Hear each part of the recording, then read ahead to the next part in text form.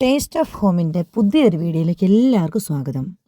ഇന്ന് നമുക്ക് ഒരു പഴമയുടെ രുചിക്കൂട്ട് വിളിച്ചോതുന്ന ഒരു മുളക് ചമ്മന്തി ആക്കിയാലോ. അതിനു മുമ്പ് നമുക്ക് ഇന്നലെ കിട്ടിയ അയല വെട്ടിക്കഴുകി മുളകും മഞ്ഞളും ഉപ്പും മാത്രം ചേർത്ത് ഞാൻ ഫ്രീസറിനകത്ത് വെച്ചിട്ടുണ്ടായിരുന്നു. 1 കിലോയോളം ഉണ്ടായിരുന്നു കേട്ടോ. അത് ഞാൻ രാവിലെ എടുത്ത് പുറത്ത് വെച്ചതാണേ. ഇപ്പോൾ ഏകദേശം നമ്മുടെ അയല റൂം ടെമ്പറേച്ചറിലായിട്ടുണ്ട്. അപ്പോൾ നമുക്ക് അതിനകത്ത് നിന്ന് പകുതി ഭാഗം എടുത്തിട്ട് കറി വെക്കാനും പകുതി ഭാഗം മുളകും പൊടി ഇടാനും വേണ്ടി വെച്ചിട്ടുണ്ട്.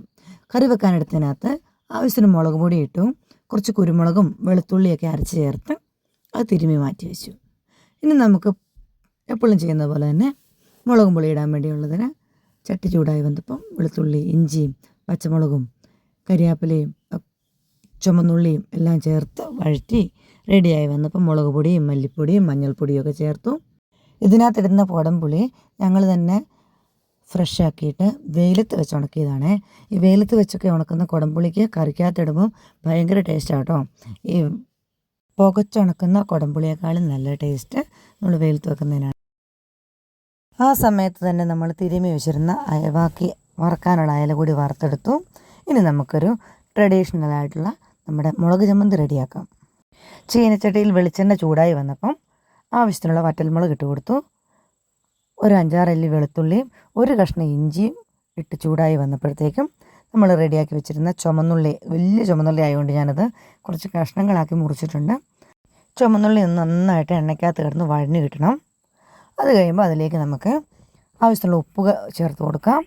പിന്നെ 1 കഷ്ണം വാളംപുളി, അത് കുരുവൊക്കെ കളഞ്ഞിട്ട് ഈ കൂടെ തന്നെ ഇട്ട് നന്നായിട്ടൊന്ന് റോസ്റ്റ് ചെയ്തെടുക്കാം. എനിക്ക് അധികം എരിവ് വേണ്ടാത്തതുകൊണ്ട് കുറച്ച് വറ്റൽമുളകേ ചേർത്തിട്ടുള്ളൂ. മുളകൊക്കെ കൂടുതൽ ചേർക്കുന്നുണ്ടെങ്കിൽ നമുക്ക് ഈ സമയത്ത് 1 കഷ്ണം വെല്ലം കൂടെ നമുക്ക് ചേർക്കാം, വെല്ലമോ ശർക്കരയോ ഒക്കെ. അന്നേരം ഈ പുളിയും ഇതെല്ലാം കൂടെ വരുമ്പോൾ നല്ലൊരു ടേസ്റ്റ് വരും. ഇപ്പം നമുക്ക് ചുവന്നുള്ളിയുടെയും വാളംപുളിയുടെയും ഒക്കെ മധുരം ഉണ്ടായിരുന്നതുകൊണ്ട് ഞാൻ വെല്ലം ചേർത്തിട്ടില്ല. പിന്നെ 1 നുള്ള് കായപ്പൊടി കൂടി ചേർത്തു. അതും കൂടി ഒന്ന് ചൂടായി വന്നപ്പോൾ നമ്മൾ നേരത്തെ വറുത്ത് മാറ്റി വെച്ചിരുന്ന വറ്റൽമുളക് കൂടി അതിലേക്ക് ചേർത്ത് നന്നായിട്ടൊന്ന് വഴറ്റി കൊടുത്തു. അപ്പോഴും അതിന് മുമ്പേ ഗ്യാസ് ഓഫാക്കിയിട്ടുണ്ടായിരുന്നു കേട്ടോ. പിന്നെ നമുക്കതൊന്ന് ചൂട് തണുക്കാൻ വേണ്ടി വെച്ചു. അത് കഴിഞ്ഞ് നമ്മൾ മിക്സിയുടെ ജാറിലിട്ട് ഒന്ന് കരികരപ്പായിട്ടൊന്ന് ജസ്റ്റ് ഒന്ന് കറക്കിയാൽ മതി. അപ്പോഴത്തേക്ക് നല്ല ടേസ്റ്റി ആയിട്ടുള്ള നമ്മുടെ മുളക് ചമ്മന്തി റെഡി ആയിട്ടുണ്ട്. ഇതിൻ്റെ ടേസ്റ്റ് എല്ലാവർക്കും അറിയാവുന്ന പോലെ എനിക്കിത് പറയുമ്പോൾ തന്നെ നാക്കിൽ കൂടെ വെള്ളം വരുന്നുണ്ട്. 1 പ്ലേറ്റ് ചോറൊക്കെ ഇരുന്ന് ഇരിപ്പി കഴിച്ചു പോകും. അപ്പോൾ എല്ലാവരും ഇത് ട്രൈ ചെയ്ത് നോക്കണം. എല്ലാവർക്കും അറിയാവുന്ന പഴയ റെസിപ്പിയാണ്. ഇന്നിപ്പം ഇത് എണ്ണയിലൊക്കെ വഴറ്റുന്നേ ഉള്ളൂ. പണ്ട് നമ്മൾ കനലിൽ ചുട്ടിട്ട് മുളക് കൈകൊണ്ടൊക്കെ ഉടച്ച് വെളിച്ചെണ്ണ ഒഴിച്ച് കൂട്ടുന്നില്ലേ, അതിനേക്കാളൊക്കെ ടേസ്റ്റ് ഇതിനാണ് കേട്ടോ.